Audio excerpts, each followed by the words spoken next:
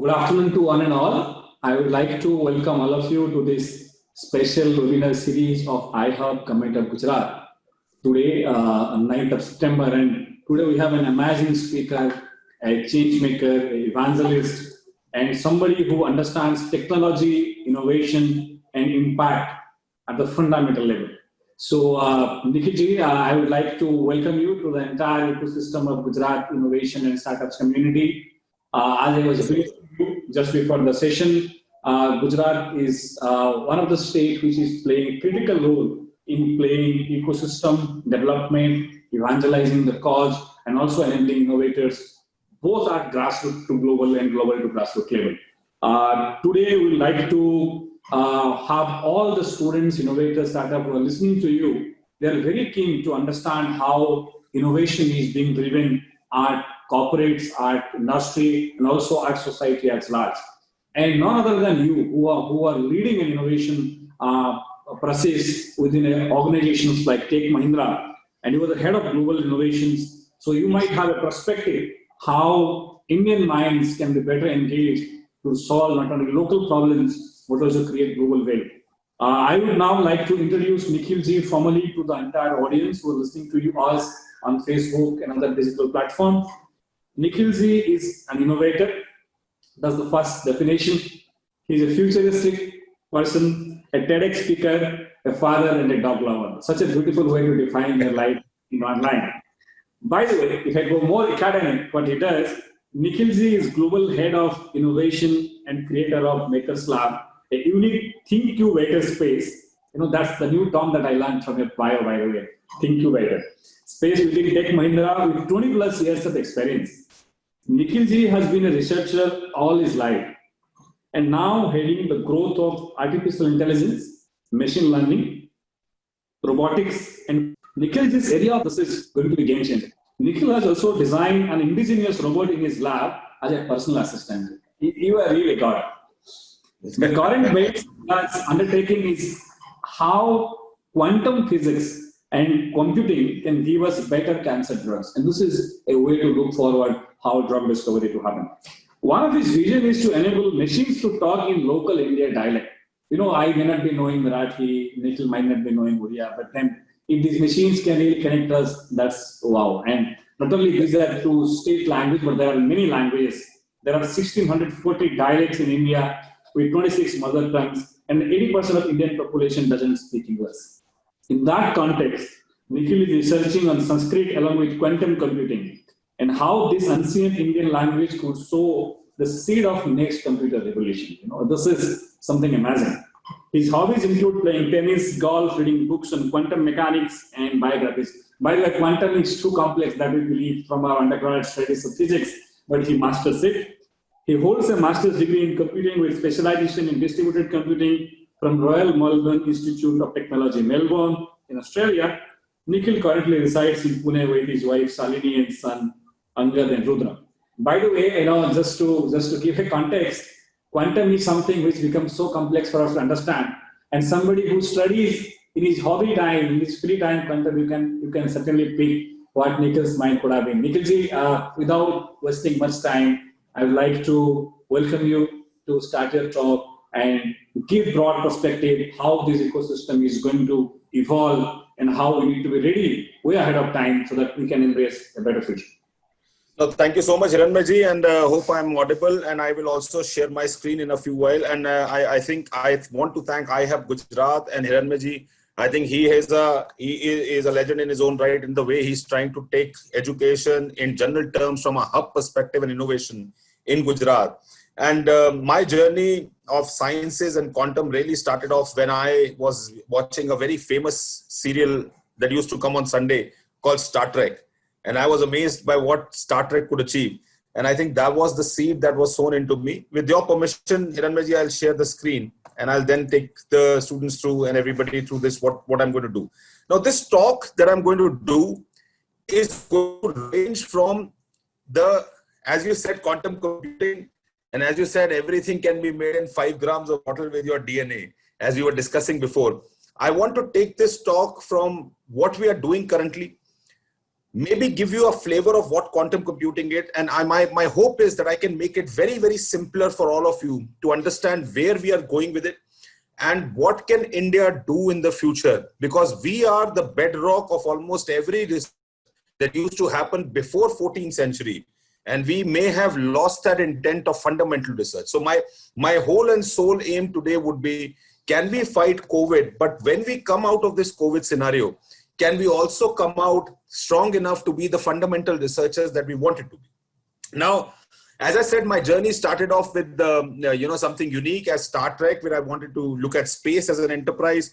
I joined IBM Global Services, did a little bit of research on Watson, Tech Mahindra, and after that, I've been traveling the world. Spent about 4 years in Australia, spent about 4 years in US.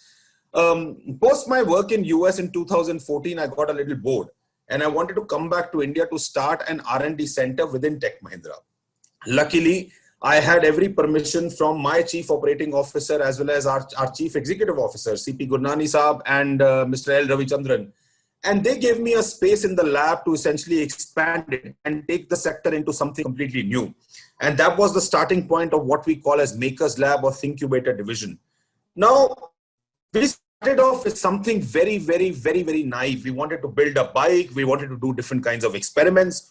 Over a period of 1 year and a lot of failure, we essentially gathered our mission and vision. And this is the vision and mission that I want to present to every student or every listener today. Number one, our vision is very, very simple. It is, how do you connect with people and how do you simplify your lives by creating experiences? Very, very simple vision. But the mission, however, is quite broad. And if you go out in the world today, everyone would be talking about something around AI and machine learning. Everybody would be talking about, I would introduce this part of the technology. I, particularly with the band of people who sit in Makers Lab, wanted to understand intelligence at its primal level and then put it back into AI. Some examples that I would love to show you during the talk. Now, the reason I wanted to do that was because intelligence is not really understood from a scientific mechanism. And the biggest computer or the fastest chip that you could find on this planet is your brain, which is about a 1.5 kilogram capacity cranial line that you essentially, each one of us have. So my idea was, how can quantum, how can neuroscience at a very, very lower level or fundamental level change the way we look at AI? And that's the practical approach that we are trying to give in. Now, there's a disclaimer over here that we are not trying to produce sentient beings. All we are trying to look at is facets of quantum, facets of neuroscience, and trying to put it back into the system that we have. So we today focus on these radical technologies. Number one, which is, and radical has been given as a wrong spelling specifically. The R over here means extensible reality, because each one of us has to understand that reality. A means the AI, because once the reality is understood, insights around reality has to be given as well. The reality also has to be protected, which is the D, the distributed blockchains architecture. And that's why the D is there.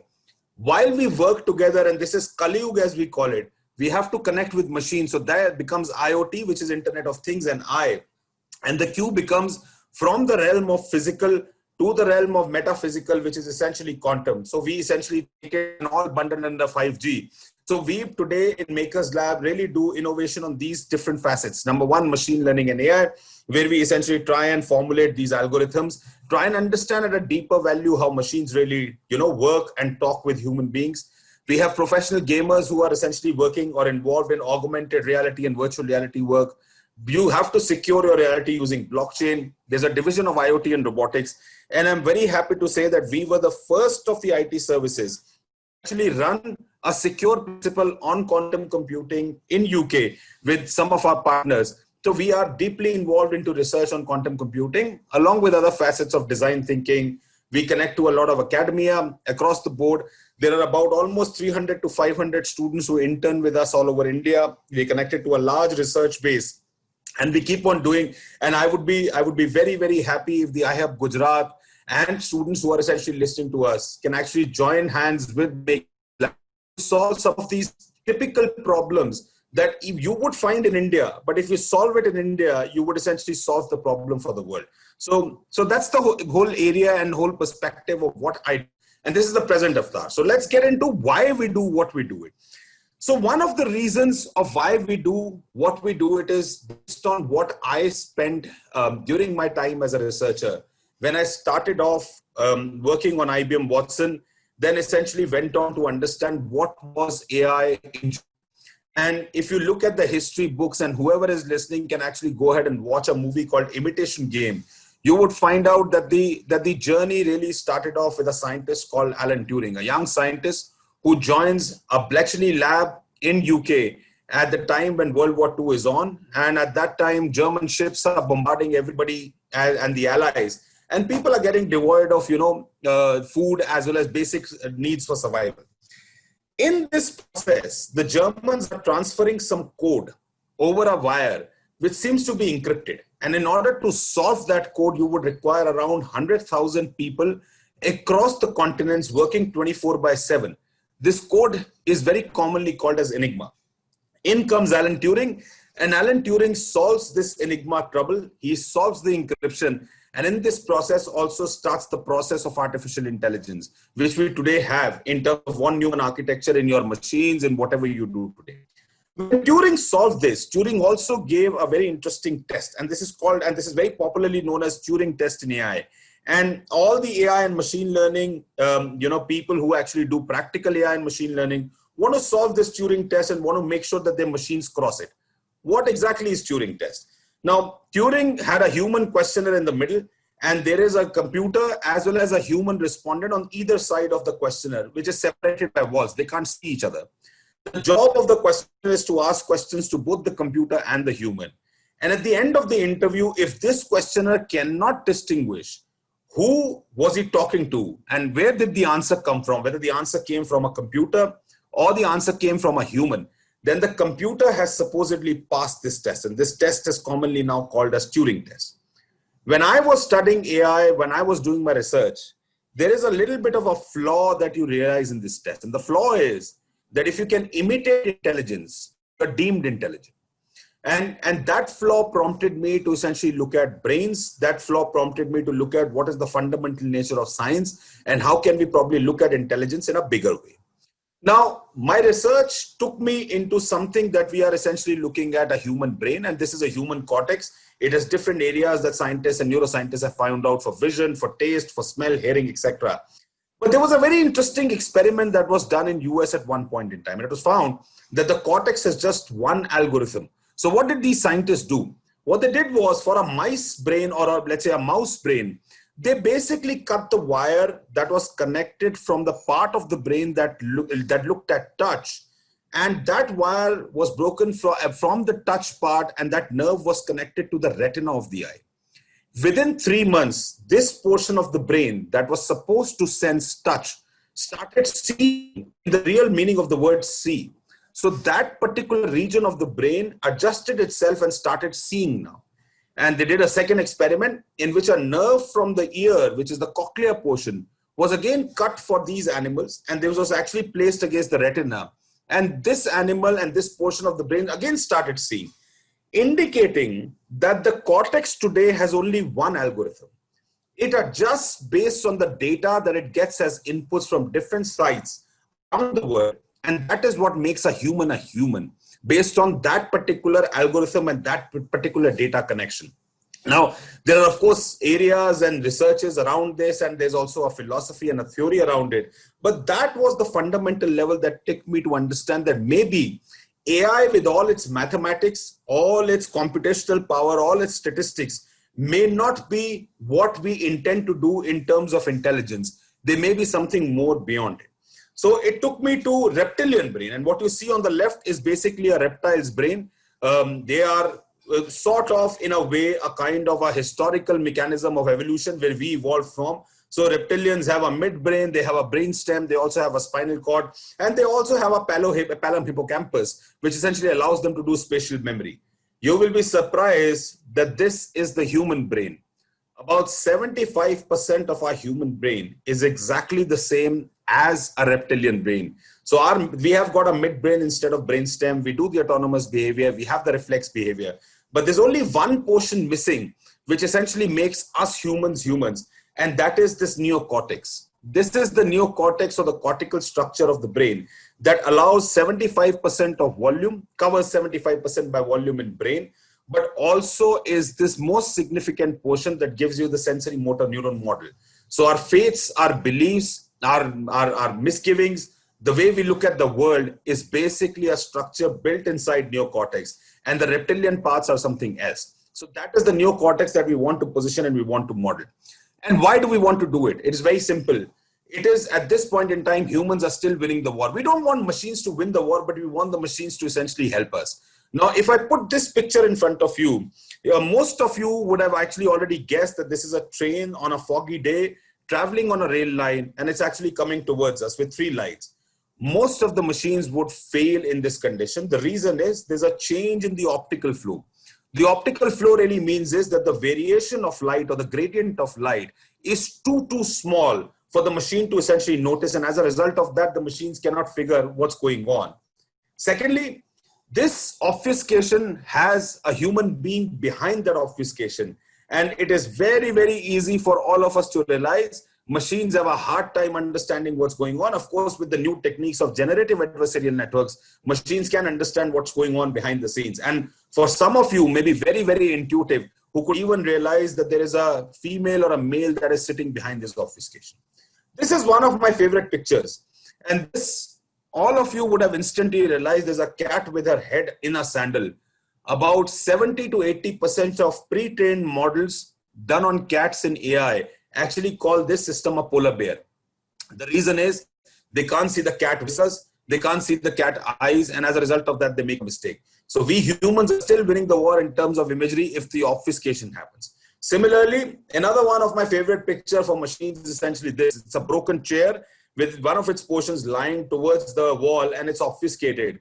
Most machines that I trained it considered it as a violin, but there was nothing that considered as a chair. So fortunately, we human beings have a kind of model which is so recurrent and so different that people are not able to realize it. But can a part of it be given to some machines under a condition of observation, under a condition that machines do not become our masters at some point in time, and we still do ethical format of AI for a machine, was of basically the approach of why we do what we do. Now, we all are under this status where we are attacked by an enemy which is not known. And this has been COVID-19. And, you know, the world got attacked on February. Of course, the world news in November. But then there was a sudden attack of an enemy which was not known. This was COVID-19 and people started reacting back to it. We also did a lot of experiments, and I was just talking to Hiranmay, and he was talking about a gentleman, a professor who's a biologist, but he went into computing. For me, the journey went completely reverse. I was a computational scientist, and I went into biology just to understand this virus. And fortunately, we were also part of a government committee which was headed by the principal scientific advisor, where we were essentially looking towards this fight towards COVID. So rather than, you know, calling out all of these, I'll just give you some few examples of what we did. So for example, if you go to Delhi and the Delhi pass system, that was the e-pass system, which is now blockchain controlled, was completely done by our team in Makers Lab and Tech Mahindra. And we took only 48 hours to develop this solution. The reason for all of this was COVID-19 taught us one thing which was very important, which was you've got to have technology, you've got to know your basics right, but you also got to be very, very agile in what you do. So that e-pass solution was actually done within a matter of about 48 hours, if you may believe. And up till now, or till the time e-pass was on, we had given about, you know, we had received about 200,000 requests, out of which 50,000 were even granted.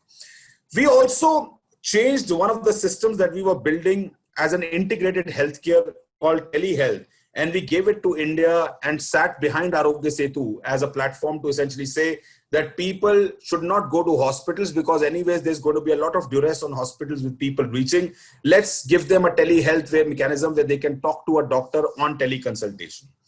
As I told you, I went into biology for about a period of 1.5 to 2 months. Me and my team studied the virus.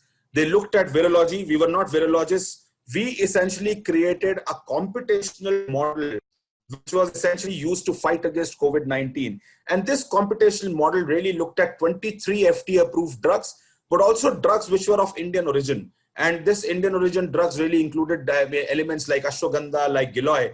And we really found something very, very interesting. Number one was that this virus has a specific docking or an active site where molecules like ashwagandha can dock really well. And ashwagandha in itself has an element called vidafarine A, which essentially does this. This report is there online. You can essentially look at it, but it's also given to CISR to essentially see how we can do it.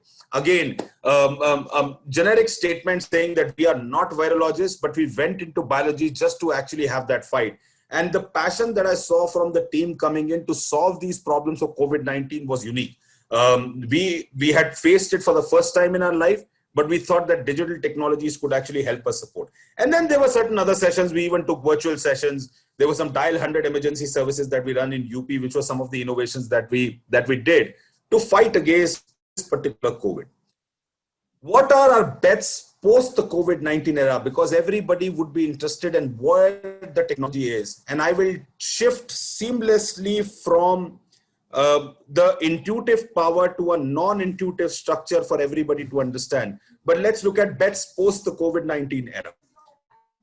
Number one was that we are looking towards a quantum revolution in the new world, which is quantum computing, where we are essentially seeing that the world, the fabric of IT would completely transform itself. There'll be algorithms for optimization. There'll be algorithms that we are looking at for drug research and protein folding techniques. And our focus is towards cancer, in which we can find out. That's number one bet that we are essentially looking at. Number two, everybody talks about AI. Everybody talks about ethics of AI. But is there a way in which you can develop an ethical structure for AI? And I'll give you some simple example. What is ethical for me may not be ethical for each one of you and may not be ethical for a different region. So is there a base on which we can start, which is called ethics? We looked around and we researched and we found, yes, there is one called UN People's Charter, which essentially defines how a human being should behave as he connects with different people around. But there could be a second base as well.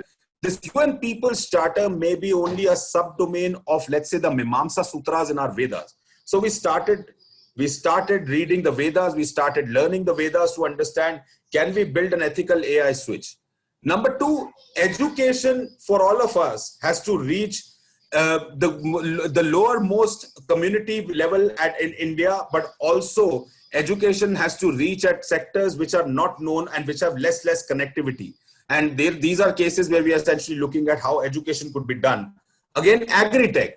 Agri-tech is going to be a huge demand, and agri-tech is our focus areas where we are looking at not just apps for farmers as entrepreneurs, but even looking at our old ecosystem of Panchang, which basically allowed us an old Indian weather system, which gives us about 80% more accuracy than any other system that we have found. And we are essentially building algorithms on top of it. Plus including some crop suggestions and yield suggestions, looking at spectral value, temporal value, etc.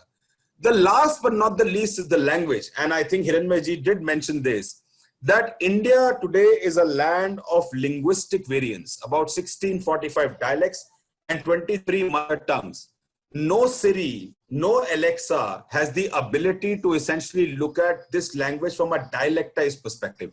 In fact, the city which I call my home now, called Pune, has about 4 languages of variations of Marathi itself, which people are not able to understand. And our last frontier is, of course, space. Can we look at space? Can we look at God's eye? And can we give some value towards the Indian ecosystem over here? So this typically is the innovation road ahead. And this is an area for research that we essentially talk about. What you see in front of your screen is the COVID-19 protein. And this protein has basically that spike that essentially attaches itself to the ACE2 binder and causes all sorts of problems in the human body. What we did and we started off with was understanding the protein and doing a comparative analysis with some of the other known viruses. We wanted to find out whether this particular protein virus connects and attaches itself to the other viruses or has some similarity. We found some similarities with, let's say, malaria. There were some similarities with, let's say, polio. But generally, the virus looked as if it has evolved on its own and the structure is completely different. So this was our first study. Secondly, we thought, can we look at a ligand? And for people who understand ligand is essentially like a lock and key mechanism. Can we look at a key that can attack the virus and nullify the spike? it may not be a vaccine. It may only be the therapeutic drug that you are essentially looking towards. And in this scenario, we looked at ashwagandha, giloy, all sorts of herbal molecules, molecules which were big enough and molecules which may act as steroidals. And this is how we essentially found out, some 10 Ayurvedic drugs, and even, amongst them, Vidafarine A, which is found in ashwagandha, which is also called Vidafarine somera, which essentially attacks this. So this was a complete different change for us, for our innovation sector. But we essentially just went in and dived in because I thought that the world needed it. We also thought that India and its ecosystem now needs to go towards this level. The other angle that we are today looking at is space, that I told you. And space has a huge promise today coming up. I think you all would have heard some news that ISRO is also opened up for public-private relationships, and there are hundreds of things that the space corridor provides. Number one is the mega and mini satellite constellations, right? There are huge amounts that we have been giving, and there are also areas in which, local private players are also coming in to essentially provide these constellations. For example, we use all of them for all our purposes. The first time we want to use a GPS on Google, we actually use a NavSat, we use fleet management, we use it for reconnaissance in small cities, etc. I remember a story about 2 years back. A young kid, 7 years, came to me and says, "Uncle, I want to do asteroid mining." I had no clue what asteroid mining was at that point in time. But if you today go, it has got about 3 to 4 startups that are there for asteroid mining. The whole ideology is, when you see an asteroid close to the Earth, you probably send a robotic, spacecraft over there. You mine the asteroid for some minerals which are available, and you bring back those minerals to Earth, which is rare earth metals, which may have a commercial value at some point in time. Not has been done, but this is an idea, and this is the area where essentially a lot of private startups are being looking at. Of course, there are public-private partnerships for different things. What do we want to do? We wanted to again look at it very, very differently. And one of the reasons why we wanted to look at was the space junk. Space junk would become a huge challenge, not just for the International Space Station, but also for a large amount of satellites which are revolving around in the lower Earth orbit of the Earth. And again, there would be a lot of debris because these satellites crash with each other. They may be down. They are just dead objects which have no control, and the ground system has no control.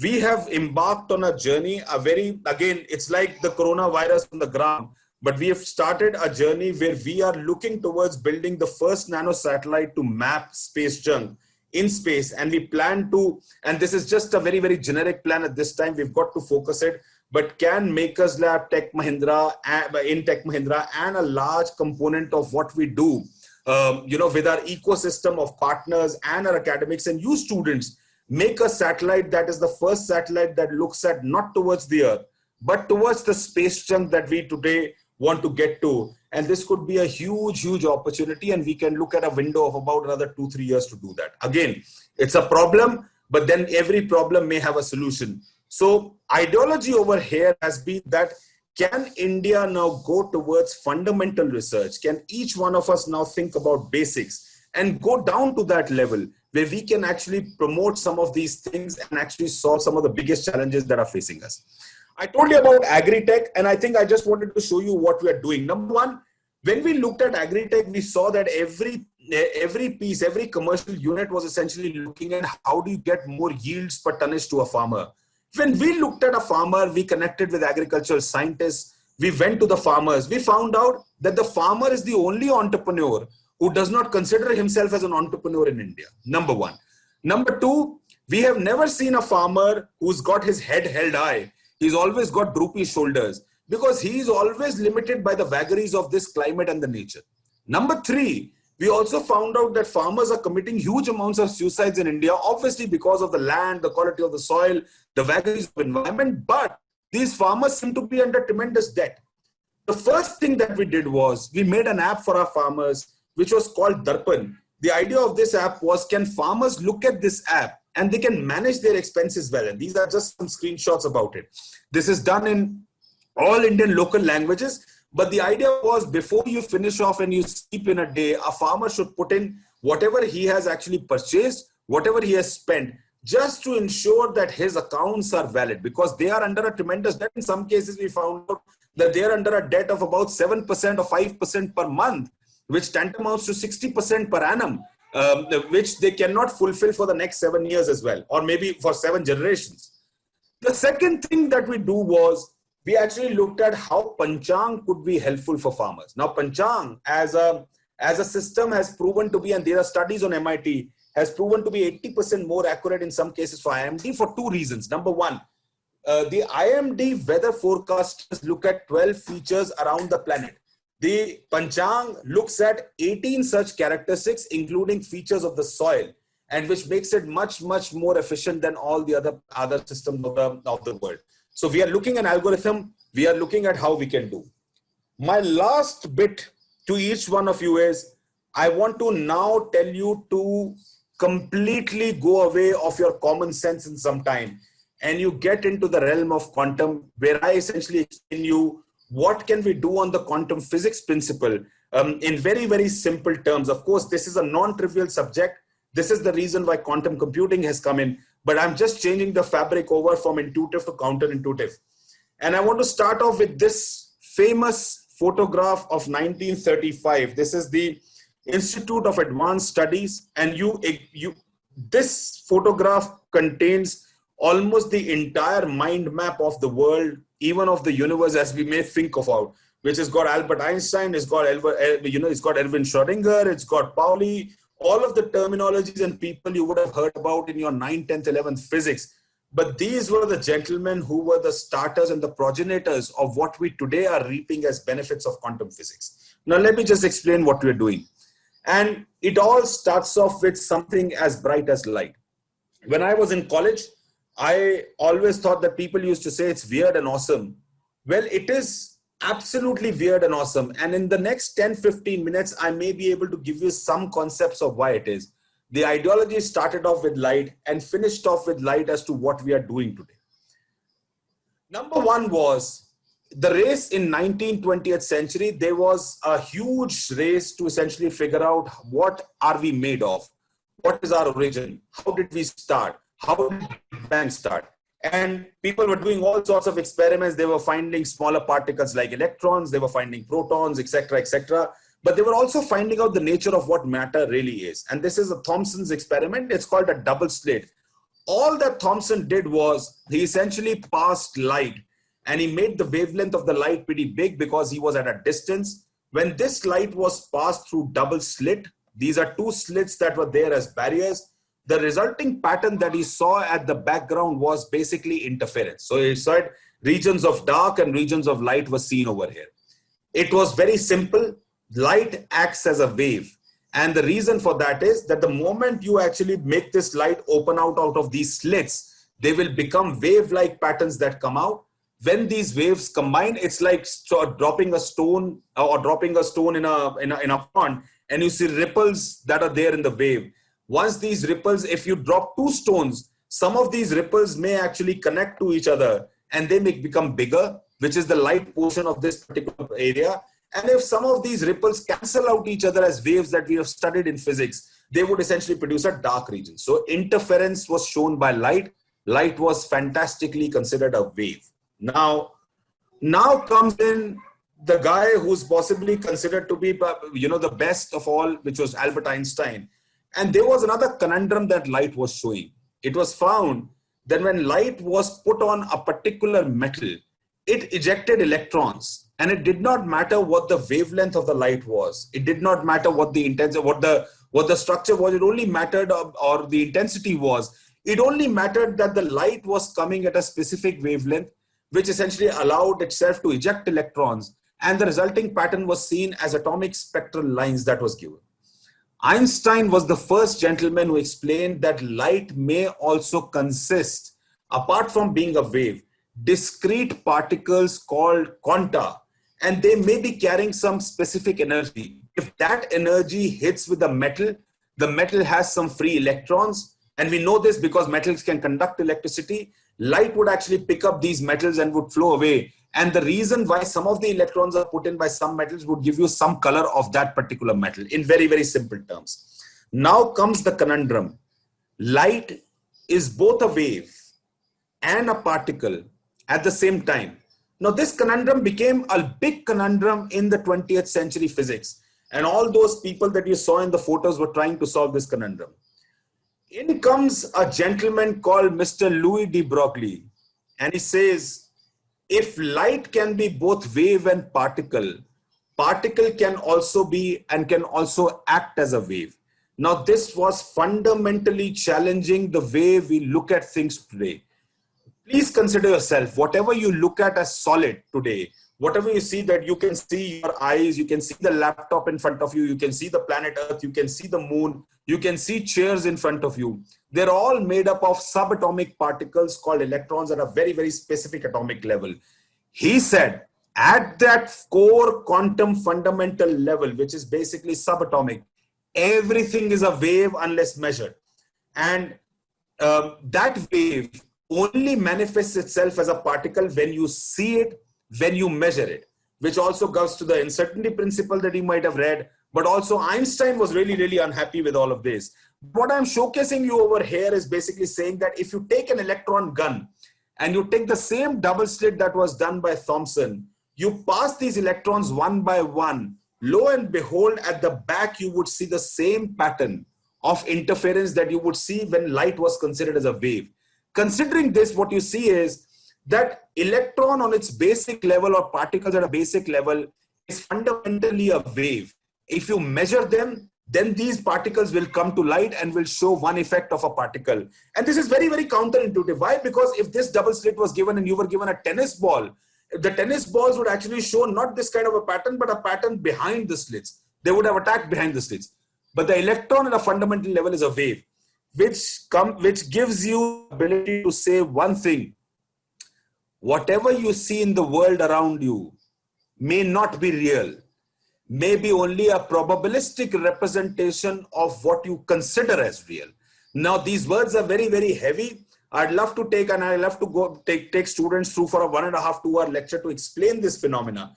But this is the counterintuitive structure of the world and the universe that you live in. Now, I don't want to take you through these equations. Schrodinger's wave equation said that everything is a wave, which got Einstein very, very concerned about it. And there was a big debate where he said that if you think that moon is not there, is the moon not there? And Schrodinger's answer was, yes, the moon is not there unless you see it. Now that as a principle in quantum physics is very, very counterintuitive. Where are we using it in computing? Number one, in computers, you can have the bit either 0 or 1, and you have 64-bit computers, you have 32-bit computers.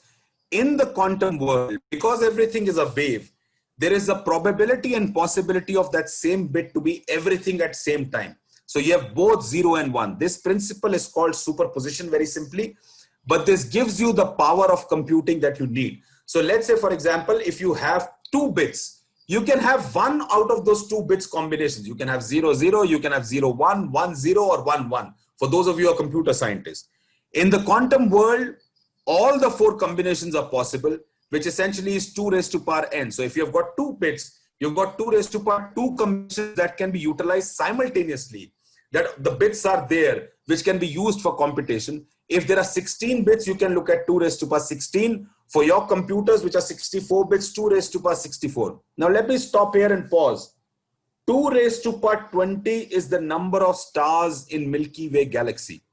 2 raised to power 64 variations of calculation given to you simultaneously to be utilized and function is a fundamental shift in how technology would move. That's the first principle of quantum physics, which is being applied into quantum computing. Second, this is also called the spooky principle, and it's called entanglement. Normally, when particles get created, or if particles are entangled, they're created in pairs. What it means is one of the particle has a spin up and one of the particle has a spin down. Take one of those particles, for example, the blue one, and put it in your pocket. And take the other particle, for example, red, and take it to the edge of the universe, or take it to the moon, take it to Mars, anywhere. If the particle in your pocket, which is blue, you measure it, at that very instant, the particle B, which is the red one available in Mars, would also showcase a measure which is exactly opposite spin. This principle of entanglement defies the principle of space and time. This is spooky principle. Einstein died considering whether he would find an answer to this principle, and would possibly cover the standard theory of physics. But this principle has been shown theoretically, is available practically. Scientists have done a particle here in New York and the other particle on the other corner called California and Hawaii. And the movement and the measurement of one particle changes the format of the other particle instantaneously. Even before you make a phone call, the particle is changed. This spooky principle lies at the core of what we do with security of quantum. And that is the second principle of entanglement. There's a third principle, which I'm actually showcasing you with a kind of a video. And this is called quantum tunneling. This is again very unique and very, very counterintuitive. Now, if you notice this in classical mechanics, if there is a ball, if it has got enough energy, it will cross the barrier. This is called mountain. But if it does not have that much energy, it will just stop before the hill of the mountain. In quantum mechanics, there is a possibility, because everything is a wave, that a part of that or that electron or that ball may cross the barrier through and through and will come out with an increased energy or kinetic energy as well. And I'm showcasing an experiment that was done on quantum physics where an electron was hitting a wall. Now, what do you expect? When a ball hits a kind of a wall, it will drop back.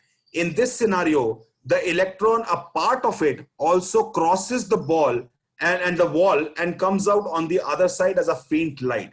What principles do it allow? It allows us in machine learning and optimization. Quantum physics is changing the very fabric of what IT would be, and India should get in. And these are examples of quantum computers. They are kept at very, very low temperature and pressure. They are superconducting liquids. They have nothing as heat. They do not dissipate anything but heat, and they have no residue. So it's completely clean. Now, possibilities for India, which is on the fringe. Number one, we all know India's wealth pyramid. It's actually lopsided. 92% of Indian adults have wealth which is less than $10,000. This is a time to essentially reverse the pyramid now in India. As I told you, language is the first parameter that India needs to change. So students have to look at how can dialects now become much more common for Indian world as well. Climate is another sector which India is facing and reeling under pressure. Can quantum physics, can AI, can some of these new technologies and techniques do some good for this thing? With that, I want to leave students with the idea that there is enough that can be done on technology. India needs to go at a fundamental level, and Indian students and the ecosystem needs to go at fundamental research level for all of us to survive in the new world. Thank you so much. Thank you so much, sir, for all the key insights that you gave us around quantum physics and technology, and for giving us such simpler ways of learning more about technology and into artificial intelligence, and how we can drive the technology towards the betterment of India or as a society in the world. Now, as we know that Hiranmay sir had to leave for a meeting that he had scheduled, so I won't take much of your time. So we would directly move towards a small session of question answers, if you permit. Sure. Yes. Okay. So I'll just ask the audience that we have on Facebook. So there are certain questions that they would like to ask you. I think I can see Hiranmay sir as well here. Sorry, yeah, please. Yeah, yes. So there's this question from our audience that as per your experience, how the field of innovation has taken turns in India from the last decade? Yeah, I think from the last decade, innovation has really you can see you've caught up. Everybody is essentially now in a mode that we want to do innovation. I just want to make a disclaimer. I think innovation in India has progressed, for two reasons. Number one, the governing policies have changed. I came back in 2014 from US because I saw that there was a condition that was made in India under the leadership of our Honorable Prime Minister, that something was changing. We wanted to get more and more into innovation sectors as well. So it has really progressed. I think the age-old mode of saying that ye to jugaad hai, that value of jugaad is now over. I think now I can see innovation coming in from the remotest corners of the country, from small villages to towns, etc. And that jugaad may be a solution to a bigger problem that we see. I think one of the things that we today profess with some of our people is jugaad will have to turn into sustainable innovation if corporates and the sectors in urban sectors really pick it up and then play with it. I think jugaad would really come back from village sectors as well as from local towns or small towns, but they have to be picked up by a corporate world. So that has changed in India. The only thing that now needs to change in India, and I kept harboring in my talk as well, was innovation is a means to a success in different ways. You want business success, you want a success by creating a startup, you want commercial success. But the fundamental research level of India now has to grow up. There are a lot of credible scientists, there are a lot of people who are doing some work. My only urge to the students is to go back to basics and look at the fundamental research level. We have to grow at a fundamental research. We have to find something new. And it's not about new products. It's not about new ways of making money or commercialization, but also new ways of solving problem. And I think that's the only change that we want. Otherwise, the innovation sector in India has progressed really well. Right, sir, definitely. So there's this one more question that is there. So how can quantum computing and neuroscience fields be helpful for mankind? Oh yeah, so Something very subjective.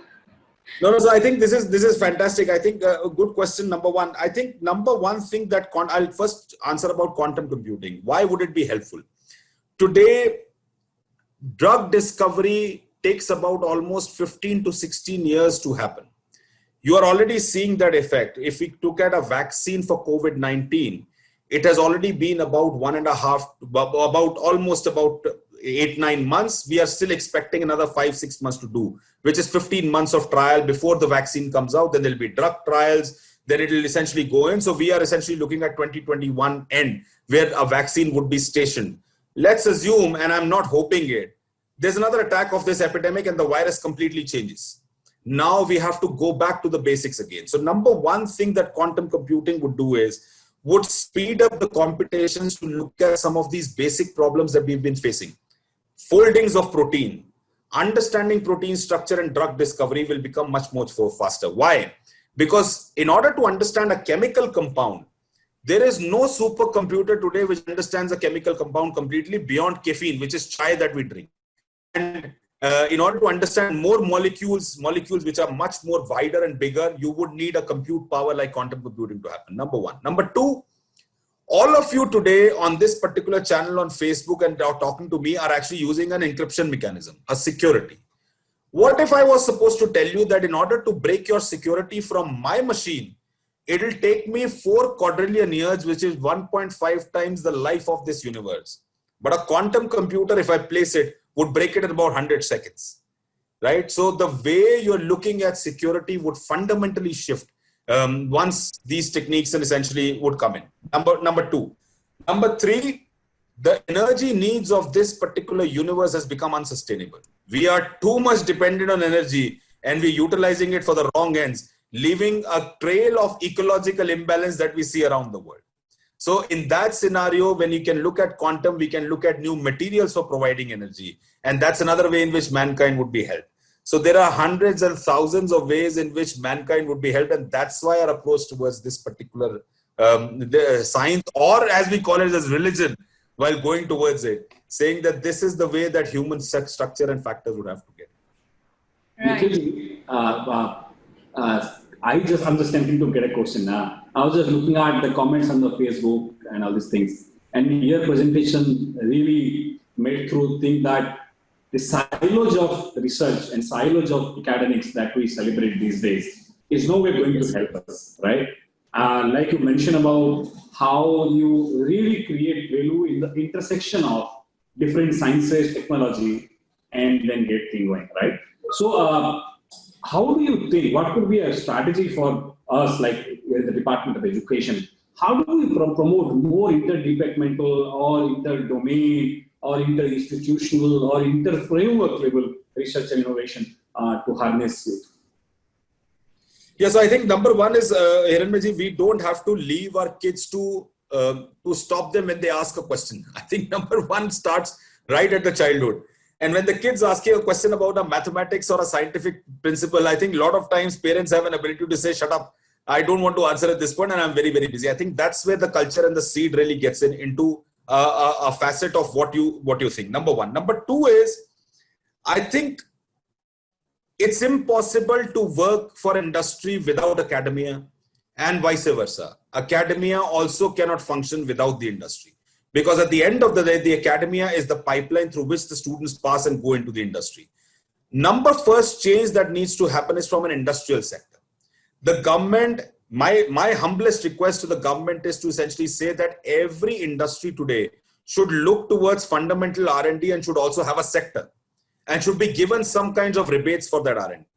That would prompt the industry to look at students which are fundamental basics or which are doing basics and fundamental research in the academia to come back over there and join the team. Number two. So this is basically more of a governing policy that we have to set up in the framework, where we say that we don't spend 1%, 2% in R&D, maybe 0.5%. Either it's a mandate for an industry to spend at least 2% in the industry, whatever you earn, and that gets in an academic connection, an academic counselor, a postdoctoral research scholar, students who want to work in, because there the fundamentals would be broken down. That's one way of looking at it. The third is, please let's not have marketing gimmicks when students come up to us. And that is something that needs to be broken down. Today, the flavor of the season and the ice cream is AI. As a result of that, every student that you talk to would be doing something or the other in AI without understanding what AI really means. And if you ask him a question about calculus, he would say, sir, वो तो मैंने 12वीं class में पढ़ा था, calculus तो भी आता नहीं है, वो तो न्यूटन करके चला गया. When you ask him a question, okay, linear algebra, he says, sir, कुछ आता है, थोड़ा सा आता है, लेकिन, but when you ask him about AI, he says, yes, I have written an NLP program, and if you ask him, what did you utilize to write the NLP, he says, Google का SDK पढ़ा तो है. So there is an SDK from Google. That value has to change completely from an academic system. If you do understand the basics, you understand the fundamental structure of mathematics, calculus, physics, chemistry, or any other sciences, maybe calling it arts, that is the value that we can give as academicians to students to come down. And of course, simultaneously, the industry would also change. And industry has to change as well at the same time. So three facets: one, a governance principle; one, industry has to change; one, academics has to change. It's not. It should be less of marketing and more of fundamental values that we can give to our students. I think that's the change that we can. Wonderful, sir. You should write a small paper on this. How do we transform? And we are the people who execute that. It's good because this comes straight from your heart and head, the way you have seen this thing going. So I will take one more question and then Kesa will carry forward the interaction. So today, Tech Mahindra is one of the rare organizations who actually gives innovation as one significant thrust. And also, as you mentioned, when you came back and tried to do something, your leadership made a significant amount of support system around you. How hungry is Indian industry these days, and what's the future in 10 years down the line? Not very hungry, and that is what should be the scenario. I think my suggestion is that the Indian industry is hungry. Yes, we are hungry to showcase the world that we can solve a problem. We are the solution bowl of the world, and we are very, very good at it. Please understand, Indian IT industry today is possibly the best solution provider in the entire world. Don't get me wrong. Indian IT industry may not be the best problem finder in the entire world. And that is the change that the Indian IT industry now has to get hungry about. Maybe any Indian IT industry. We've been great customer partners.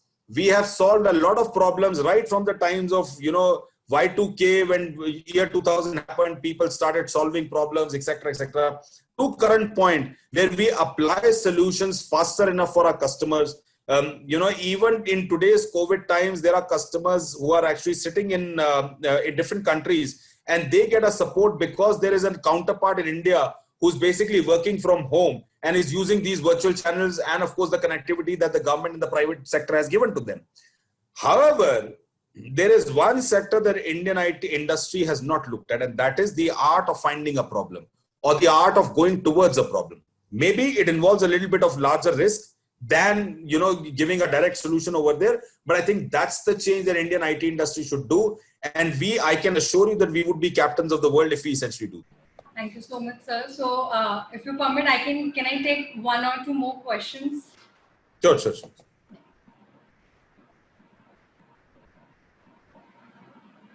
So, we just got, this is basically a question that we just got.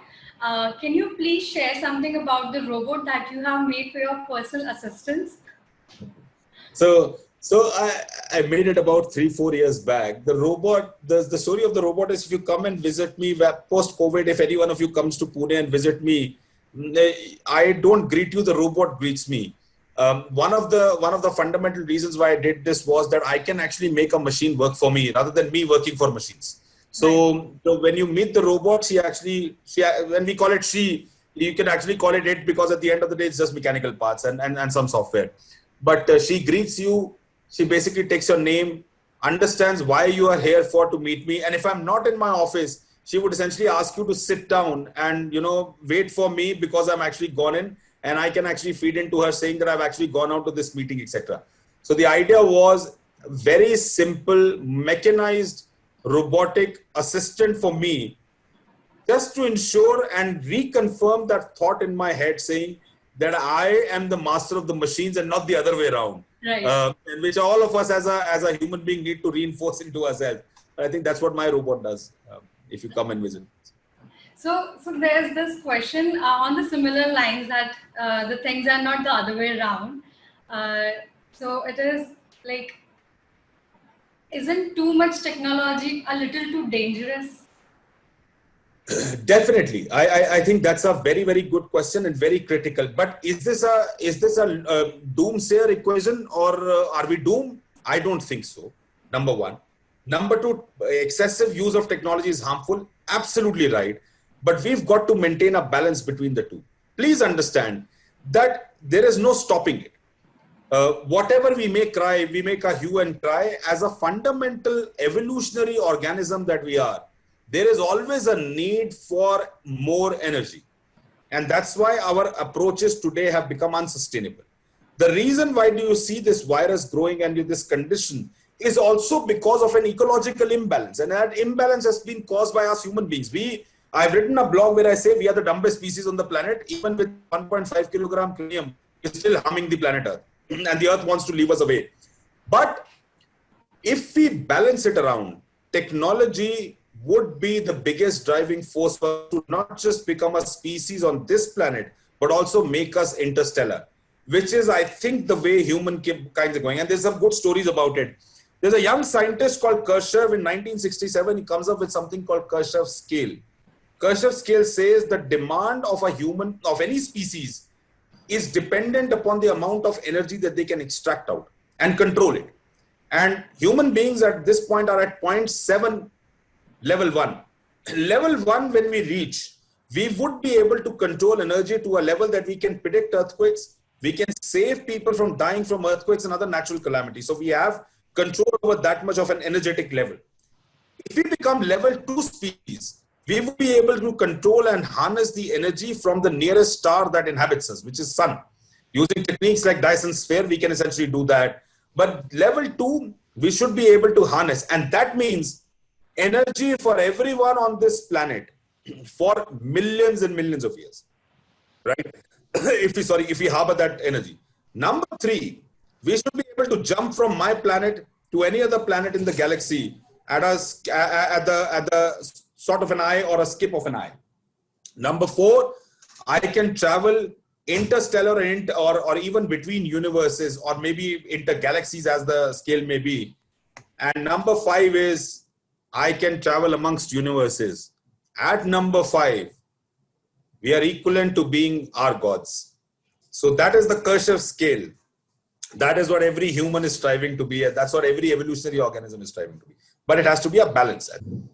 Sorry, sir, you might be speaking on mute. Oh, yes, I'm so sorry, sir. So there's this last question, like, which even I was, very intrigued to know, like, what inspired you to research Sanskrit, but not any other language, along with quantum computing for the next computer revolution? So I researched a lot of languages. It's not just Sanskrit. I just handled down on Sanskrit. Number one, my research was Brahmi. Even where I sit today in front of you, on the top, in front of me, the wall, there are Brahmi letters that are written. So number one is I wanted to figure out why Brahmi evolved into whatever we call as Tamil Brahmi or Indian, other dialects like Hindi, like, Punjabi, etc., Gujarati. Number two, we wanted to find out a mechanism of a synthetic language which will become a kind of a translation layer between all other languages. And we wanted to find out some language which was well formed. And that research took us to Sanskrit. Now, the reason why we went across is obviously different reasons. There are loads of examples. I've written a paper, you can read about it. One of the reasons is that the positioning of the word is immaterial in Sanskrit. So, for example, if I write a sentence called I am going, and I reverse the order of the words and I say going am I, the whole structure of the sentence and the meaning changes. Sanskrit, ahem gachami, gachami ahem, or even gachami in itself is a co-reference and a self-reference to the language to understand itself, which is not possible. Okay, so now, number two reason is with lesser amount of language and data, or for example, as words, you can store larger data into a database. So it becomes a very, very interesting language to understand from a computing point of view, because you always think about a computing system. How much data would you use? How less data would you utilize, etc. The third facet is that about 13 languages in the northern subcontinent of the country, or the northern region, can evolve or can consider themselves evolved out of this particular language, which is Sanskrit. So you can actually have half of the country looking at only Sanskrit, which has basically given origins to it. Gujarati, Marathi, Hindi to a certain extent, Bengali, have all 80% similarity with Sanskrit structures. Thirdly, I did not want to utilize brute force techniques that some of the other companies like Google, etc., are utilizing for translating languages. So I wanted to use a system which was well formed in itself to translate. So if I want to translate Hindi to Gujarati, I should not write language, corpuses and corpuses of Hindi, compare it with Gujarati, do a machine learning equation and say, okay, this language turns to this language. Is there a rule set defined? And Panini's 4,000 rules are good enough for any language to create and substantiate. Number two. Number three, and probably the last point, it is the most generative languages. Sanskrit today has 1,48,000 words. But that has not limited the language. You can still add on to it if you apply 3,946 rules of Panini. So it's a generation language. So it can generate. And obviously it follows the phonemes and the phonetics. Matlab BUT is but and PUT is put. But in the Hindi and the Sanskrit domain, it is absolutely equivalent to the phoneme that you take out from your mouth. So it's also scientifically aligned. And that's the reason why I wanted to get into Sanskrit as a language. Right, sir. That's quite interesting to know. So that's all for today's question answer session. So lastly, I would like to, on behalf of iHub Gujarat and the Education Department, Government of Gujarat, thank you, sir, for today's session. We are grateful for the time and effort you took to share your thoughts and knowledge on the innovation era after COVID in India. Thank you so much, sir, for sharing your expert views through the ground level things with your experience in the innovation ecosystem. And thank you for the presentation on what actually Makers Lab does in the field of innovation and how incredibly the R&D department has been taking shape at your Thinkubator into the field of quantum physics and artificial intelligence. Thank you so much, and I want to thank iHub Gujarat and all the people who are listening. It's a pleasure and it's an honor. Thank you so much.